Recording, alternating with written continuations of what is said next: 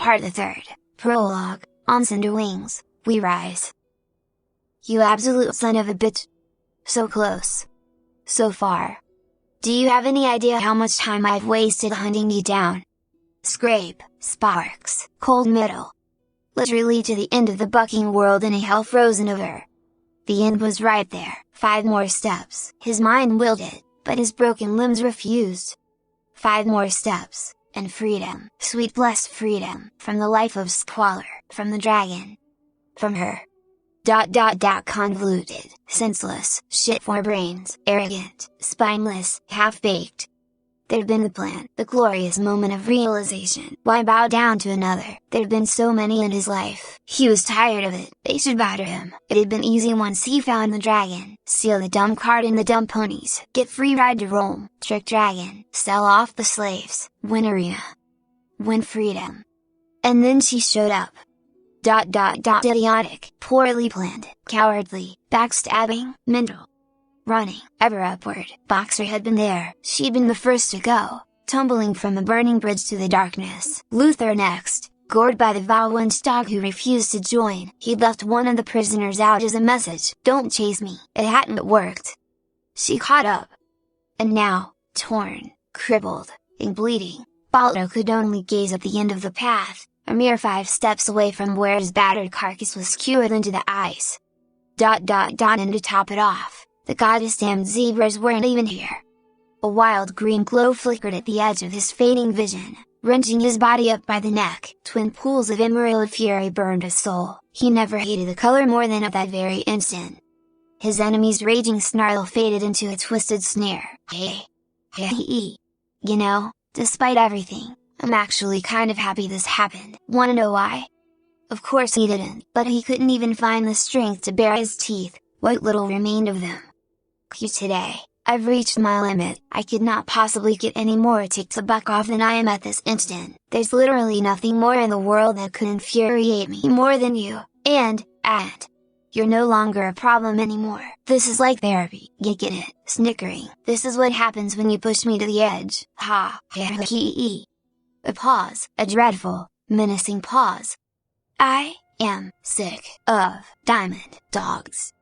Thwack, thwack, thwack, thwack, thwack, thwack. What do you mean we aren't in Equestria anymore? Echo, you don't just drop something like that and then let it hang. The sparse apartment was lit only by the slashes of light from beyond the blinds, through which a tall earthbone appeared. He flicked near in the direction of the olive-skinned woman currently sitting up in bed. I mean exactly what I said. We've been transported from one place to another. He paused, lips pursed in thought. Though I'm not entirely sure why you came along for the ride. I was the only one with disarray when he did it. Disarray to this? The woman muttered, holding a slender hand up to see. I'm like you used to be. She lifted the blankets. What are these things on my chest? By my guess, a light sea cup. Echo turned from the window. Welcome to humanhood, daring. Human, daring murmured, giving herself a full inspection. She appeared for all intents and purposes a lithe woman of average height, somewhere in her mid-30s. Her hair was black, with tints of silver that would have seemed dyed in ghost with anyone else. Her eyes remained a bright and piercing magenta, though, something Echo found somewhat unnerving. So, are we in your world now, where you originally came from? She asked. Echo hesitated. Well, sort of. Daring raised an eyebrow. He appreciated how quick her motor control was coming along. After looking out the window, I can determine that we are not back in my human world. There are notable differences. I just saw a man outside with blue skin, blue. Instead of going back to where I came from, which I assume was Disarray's intent, I hypothesize we ended up at a halfway point due to unforeseen baggage. Daring blinked, glanced back down at herself, then back to him. You mean me? I do. Echo nodded. We're bound by something deeper, and I think that caused you to come along for the ride, and ultimately skew the final destination. Daring tossed the covers aside, revealing herself in entirety. She wore no clothing. Echo's gaze unfocused for a moment as he watched her swing her long, bronze legs over the side of the bed. The woman attempted to push herself up, wobbling on 2 unsteady legs. Before sitting back down on the mattress, she huffed in frustration. Alright, so we're in some weird pit stop between Equestria and Earth, he prompted. Right, that. Then where are we, and how do we get back? Echo held up a hoof. I know exactly where we are, and I know of someone here who knows how to return. He began trotting around the apartment, disappearing through the bedroom doorway and into the spaces behind. Daring to hear the noise of clanking and wrestling, she tried to rise again, but ultimately stumbled to her hands and knees. Grumbling, she crawled as best she could into a sparsely furnished living room. Echo was busy rooting around in a closet. He mouthed out a simple green zip-up hoodie, tossing it about his shoulders and stepping through the sleeves. "There, that feels better," he remarked, then paused, before digging a hoof through a pocket. He pulled out a strange-looking set of keys, grinning. "Echo," Daring warned. He only grinned wider. "Babe, we're going for a drive. I'll help you get dressed." "Echo, what's going on?" "We're going to find the only person here who knows how to get home." "Who?" "Just a friend." He paused. "We're probably going to need to teach you how to walk first." Daring sat back and crossed her arms. "Who?" He smirked. "We need." Lady Pyrite observed the large congregation of diamond dogs seated before her. They numbered nearly 100 strong, an unruly lot, but apparently obedient when it mattered. Though, divines preserve her, they stank like they never even heard of a bath.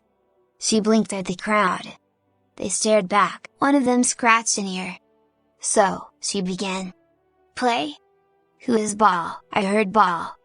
"Crash. Lego tail. Rarag. Eat the babies, eat all the babies. Gems. Who hiding the ball?"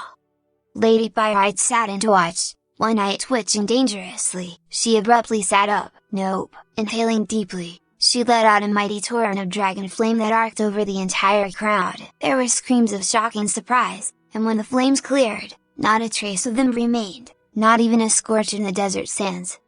The dragoness settled back down, chuckling. Her problem now. Ginger Snap stood poised for victory. The traitorous diamond dog, Baldo, lay sprawled before her on the ice. The shagwagon sat farther behind her, proclaiming her name. Coconut, Chance, Spot, and Shadow had been freed from their iron prison, and were busy rubbing their formerly manacled wrists with the help of Zanza and Vixen. Farther behind them, the last bridge before the exit to the arena of Rome draped in two halves, bisected cleanly down the middle by an incineration spell. "I'll ask you one last time, and if you don't answer me, they'll hear your screams all the way down to the bottom of the pit." Ginger thrust her face into his, her sword point nicking at his throat. "Where are her parents?" Baldo peered up at her through half-shut eyes from the center of the bloody face. He spat. Ginger flinched, wiping off the gooey string of saliva. She frowned, before reaching up with a hoof and lowering a set of welding goggles into place. "You asked for it." The sword ignited with emerald flames. Lyra Heartstrings was having a bad day. As she clung limply to the strong neck of the Knight Commander, she could only wonder how things had gone so wrong. Oh, right. Mercenaries wrecked our ship, kidnapped 3 alicorns and a former captain of the guard, and almost exploded me. In The Legend of Echo the Diamond Dog. By Rust. Easy's note: this is the final chapter before being marked as cancelled on FIM Fiction. This chapter was uploaded 22nd of February 2016. No sequel exists as yet. If one gets written, leave a comment and I'll probably add it to the list. I'm getting tired of dealing with the Ivona voices. I still haven't given up on finding a non-neural voice that compares to old faithful Microsoft Zira, but the more I look the lower my hopes get. On a more personal note, I fucking love the Australia tax/sarcasm. Finally bit the bullet and brought a new kiteboard after my old one delaminated and man, expensive. I mean, in the scheme of things it's still a hell of a lot cheaper than buying an operating wake boat, but still, $1,000 is $1,000 and that's for one of the cheapest I could find that was suitable. Till the end of the next series, peeps.